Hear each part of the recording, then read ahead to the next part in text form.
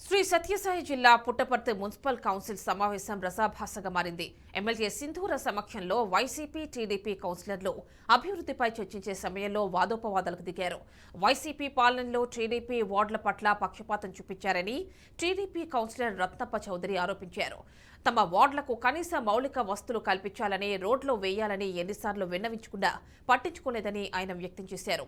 ఇక ఇష్టం వచ్చినట్లు పనులు చేసి నిధులు కొల్లగొట్టారని చెప్పారు. వైసీపీ కౌన్సిలర్ సూరి కలుగజేసుకుని అభివృద్ధి విషయంలో సమతూకం పాటించాలని, అనవసరంగా మీరు రాద్ధాంతం చేస్తున్నారని అనడంతో రత్నప్ప చౌదరి కలుగజేసుకోబోయారు.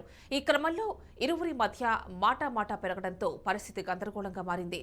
సీఐ సునీత అక్కడికి చేరుకుని ఎమ్మెల్యే సమక్షంలో కౌన్సిల్ సమావేశంలో సమస్యలు చర్చించాలి తప్ప అనవసర రాద్ధాంతం చేయడం సరికాదని సర్ది చెప్పడంతో సమావేశం సజావుగా సాగింది.